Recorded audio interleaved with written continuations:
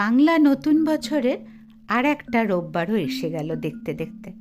আর সেই রোববারে খান্তু বুড়িও আর একটা নতুন গল্প নিয়ে চলে এসলো। আজকের গল্প ধূর্ত ব্যাঙ, লিখেছেন শান্তিনী গোবিন্দন, যেটা বাংলায় অনুবাদ করেছেন মণিমালা দাস। একটা নদীতে বাস করত মোটা সোটা একটা সবুজ রঙের ব্যাঙ। বেশ সুখেই তার দিন কাটছিল। একদিন নদী থেকে তীরে এসে সে একটু মিষ্টি মিষ্টি রোদ পোয়াচ্ছে গায়ে। একটা বড় কালো কাক হঠাৎ তার ওপর ঝাঁপিয়ে পড়ে তাকে ঠোঁটে করে ধরে ফেললো। আর তারপরে কা কা করে কি সুস্বাদুই না খাবার, এরকম মনে মনে লোভী কাকটা বলতে লাগলো। তারপরে ডানা ঝটপটিয়ে উড়ে গেল। ইচ্ছে যে ব্যাঙটাকে দূরে কোনো জায়গায় নিয়ে গিয়ে বেশ আরাম করে নিশ্চিন্তে খাবে। বেচারা ব্যাঙ, কাক ঠোঁটে কামড়ে ব্যাঙটাকে নিয়ে যখন উঁচু আকাশে উঠল, ভয়েই তো সে আধমরা হয়ে গেল।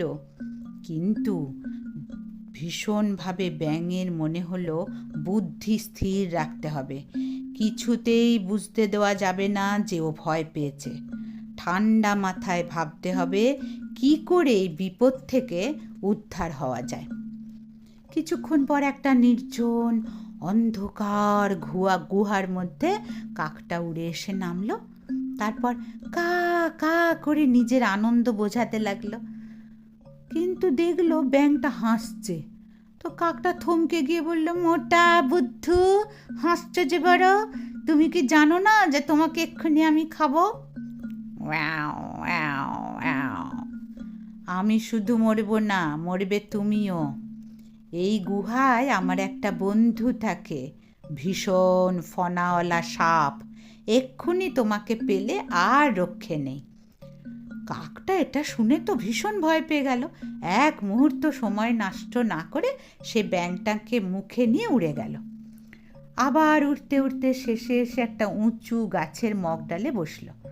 তারপর প্রস্তুত হলো ব্যাঙটাকে খাবার জন্য। দেখছে ব্যাঙটা আবার হাসছে। কাক বলল, বোকার মতো হাসছো কেন ব্যাঙ বাবাজি? তোমার বন্ধু সাপ নিশ্চয়ই এ গাছের মাথাতে বসে নেই। বন্ধু সাপটা এখানে থাকে না সে কথা ঠিক, কিন্তু আর এক বন্ধু এখানে থাকে, বেড়াল। সে যদি তোমাকে পায় তার আজকের ভোজ একেবারে ভীষণ ভালো হবে, সে খুশি হয়ে যাবে। এ কথা শুনে কাকটা তো আবার কাঁপতে লাগলো ভয়, সঙ্গে সঙ্গে উড়ে গেল। এতক্ষণে কাকটার ভীষণ রাগ হচ্ছে। দুবার মুখের খাবারটা সে খেতে পারছে না, আর নিয়ে নিয়ে কাকটা এই ব্যাঙটাকে মুখে নিয়ে ঘুরে বেড়াচ্ছে। এবার ঘুরতে ঘুরতে পাথর ভর্তি পাহাড়ের ওপর একটা মন্দিরের কাছে এসে বসলো।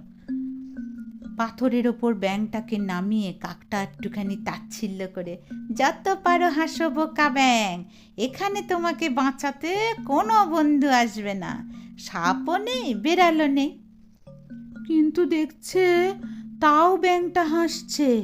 তখন রাগে আগুন হয়ে কাক বলল, জমদূত তোমার মাথার ওপর ঘুরছে আর তুমি হাসছো?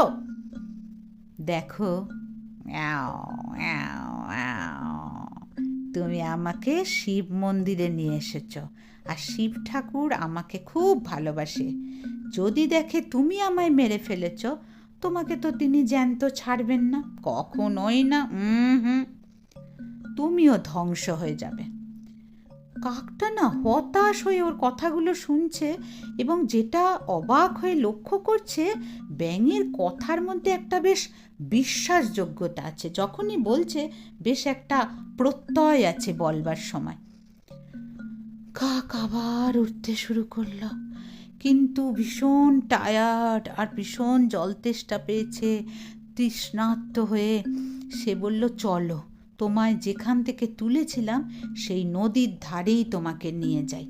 ওখানে তো আর তোমার কোনো বন্ধু নেই আমাকে মারবে বলে, ওখানেই তোমাকে নিয়ে যাই। ব্যাঙটা একটাও শব্দ করলো না, মাথা নিচু করে কাঁদতে শুরু করলো। সত্যি কথা, আমার কোনো বন্ধু নেই, আমি মরবার জন্য প্রস্তুত, শুধু একটা ইচ্ছে পূরণ করে দাও। তোমার ইচ্ছা আমি পূরণ করবো কেন? কাকটা খুব রেগে গিয়ে বলল, দেখছো আমি এত খিদে পেয়েছে, আমি টায়ার্ড, এত পরিশ্রান্ত, কিন্তু তোমাকে যে আমি 3বার নিশ্চিত মৃত্যুর হাত থেকে বাঁচিয়েছি। ব্যাঙটা এটা বলতেই কাকের মনে হলো কথাটা কিন্তু সত্যি বলেছে। 3বার ও শত্রুর হাত থেকে ব্যাঙ কিন্তু বাঁচিয়েছে। তখন খুব একটু অধৈর্য হয়ে বলল, আচ্ছা আচ্ছা, কি তোমার শেষ ইচ্ছেটা তাড়াতাড়ি বলো, আমি সময় নষ্ট করার উপায় নেই। তখন ব্যাঙটা জল ভরা চোখ নিয়ে বলল, দেখো আমি তো মরে যাবই, কিন্তু আমি ওরকম ঠুকরে ঠুকরে আমাকে মারবে ওটা আমি চাইছি না।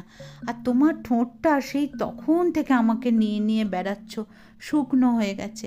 তুমি নদীতে একবার যাও, ঠোঁটটাকে ভালো করে ভিজিয়ে নাও আর ঠোঁটটাকে একটু তীক্ষ্ণ করে নাও। তাহলে কি হবে, আমাকে মারবার সময় আর আমাকে কষ্ট পেতে হবে না। শার্প ঠোঁটটা দিয়ে যেই আমাকে মারবে আমি মরে যাব। আবারও কাকটা ব্যাঙের এই ভীষণ প্রত্যয় নিয়ে কথা বলাটাকে বিশ্বাস করলো। বলল, তা মনে মনে ভাবলো কথাটা ঠিক বলেছে, ঠিক আছে, আমি নদীতে যাচ্ছি, গিয়ে আমি বর্ষার মতো আমার ঠোঁটটাকে করে নিয়ে আসছি, তুমি কিন্তু অপেক্ষা করবে। ব্যাঙ উৎসাহের সঙ্গে বলল, হ্যাঁ হ্যাঁ। যেই না কাক পেছন ফিরেছে, অমনি বিরাট একটা লাফ দিয়ে ব্যাঙটা নদীতে ঝাঁপ দিল। আনন্দে জলে সে সাঁতার কাটছে। শেষ পর্যন্ত কাকটা ঠিক করলো তার ঠোঁট যথেষ্ট ধারালো হয়েছে, এবার ফিরে আসবে। ব্যাঙের জন্য এদিক ওদিক তাকাচ্ছে। হঠাৎ দেখে জলের মধ্যে সাঁতার কাটছে। ব্যাঙকে দেখে চিৎকার করে কাক বলল, ফিরে এসো, আমি তৈরি, ঠোঁটেও আমার ধার হয়ে গেছে। নদীর মধ্যে থেকে ব্যাঙ হেলার হাসি, প্রিয় বন্ধু কাক, এখন তুমি তোমার বুদ্ধিতে ধার দেবার কথা চিন্তা করো। তার মানে দেখলে, বিপদেতে মাথা যদি তুমি ঠান্ডা রাখতে পারো, তাহলে তুমি অনেক সময় বিপদ থেকে মুক্তি পেতে পারো। কিন্তু এরকম সুন্দর সুন্দর গল্পগুলো শোনার জন্য তোমাকে সাবস্ক্রাইব করতে হবে। আর যারা পুরনো অনেক দিন আমার গল্প শুনছো, তারা তোমাদের বন্ধুদেরকে শেয়ার করো, কেমন?